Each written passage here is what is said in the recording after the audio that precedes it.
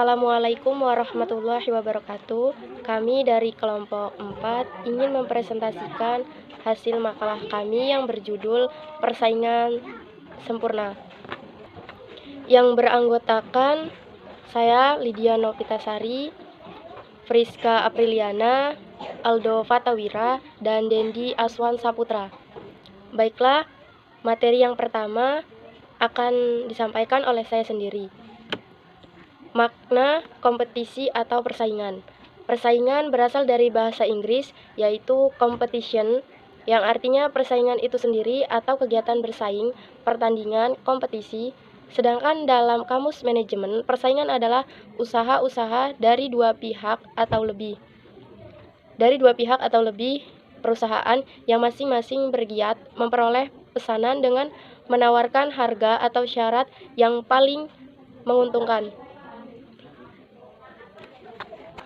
Persaingan ini terdiri dari beberapa bentuk pemotongan harga, iklan, promosi, variasi dan kualitas kemasan, desain, dan segmentasi pasar.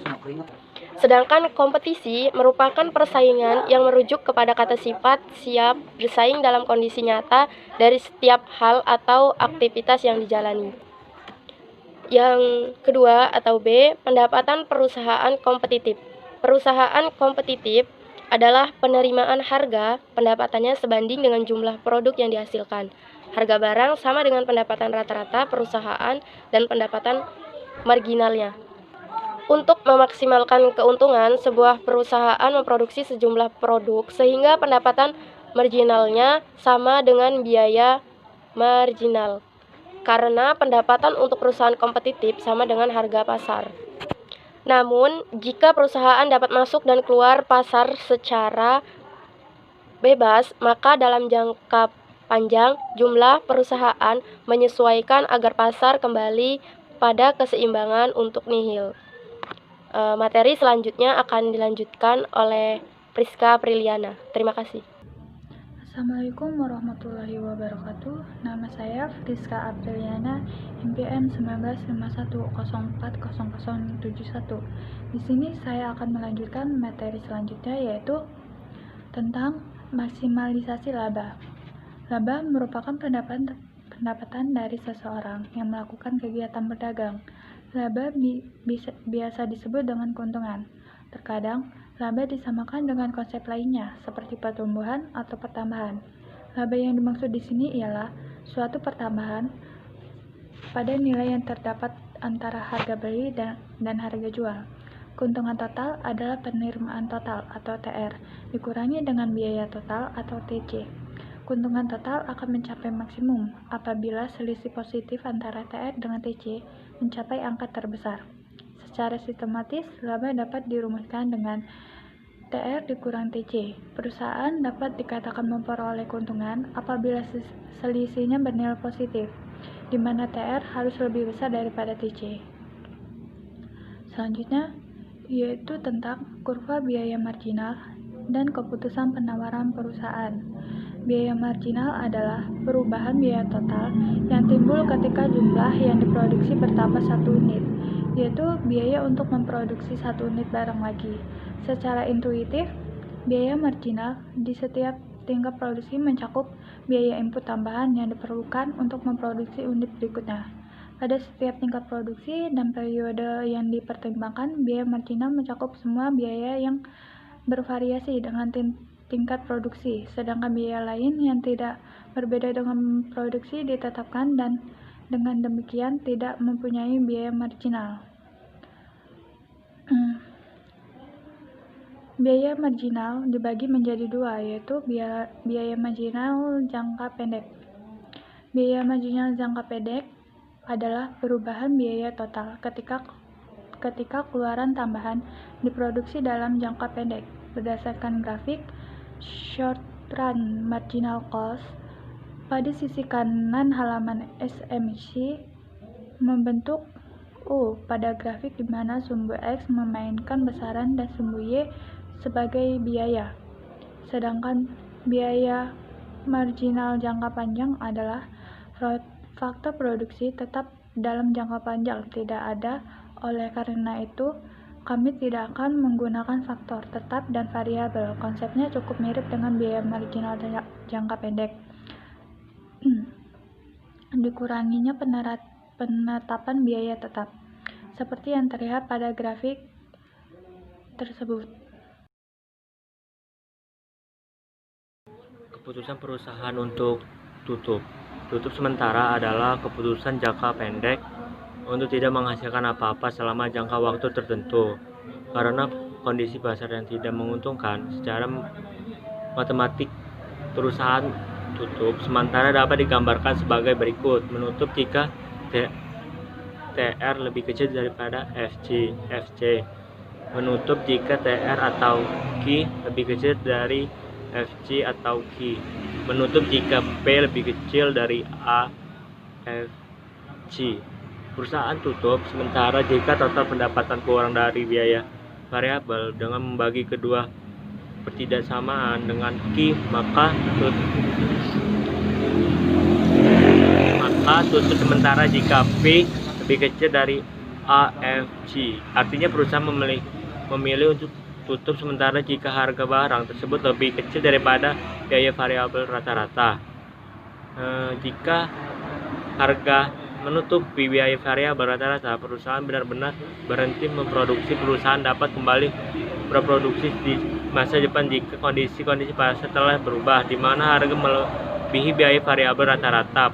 Sebuah perusahaan yang shutdown tutup mengacu pada keputusan jangka pendek untuk tidak menghasilkan apa-apa selama periode waktu tertentu karena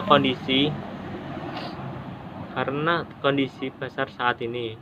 Pertama, shutdown atau tutup mengacu pada keputusan jangka pendek untuk tidak berproduksi selama periode tertentu karena kondisi pasar yang memaksa. 2. Exit atau keluar mengacu pada keputusan jangka panjang yang meninggalkan pasar sama sekali. 3. Keputusan jangka pendek dan jangka panjang berbeda karena kebanyakan perusahaan tidak mendapatkan penghindaran biaya tetap mereka dalam jangka pendek, tapi melakukan dalam jangka panjang. Artinya sebuah perusahaan yang menutup sementara masih harus membayar biaya tetap, sedangkan perusahaan yang keluar pasar menghemat tetap dan biaya variabelnya. 4. Jika perusahaan tutup, maka menghilangkan semua pendapatan dan penjual produknya. Yang kelima, kurva menawarkan jangka pendek. Perusahaan kompetitif merupakan bagian dari kurva biaya marginalnya yang terletak di atas kurva biaya variabel rata-rata. 6. Itu biaya tertanam (sunk cost) adalah biaya yang hilang begitu saja tanpa mendapatkan hasil. 7. Biaya hangus adalah biaya yang telah dikomitmen dan tidak dapat dipulihkan. Menghitung laba perusahaan kompetitif secara grafis, yaitu pendapatan perusahaan kompetitif. Pendapatan total suatu perusahaan adalah harga selling price dikali jumlah yang terjual, quantity sold. TR sama dengan P kali Q. Nah, itu contohnya, rumusnya. Pendapatan rata-rata adalah total pendapatan dibagi dengan kuantitas produk yang terjual. Pendapatan marginal adalah perubahan total pendapatan yang bersumber dari penjual produk tambahan sebanyak 1 unit. Rumusnya itu MR sama dengan TR atau Q. Maksimalisasi laba perusahaan kompetitif, yaitu tujuan utama perusahaan kompetitif adalah maximize profit. Artinya perusahaan akan menghasilkan kuantitas yang maksimalkan perbedaan antara pendapatan total dan biaya total.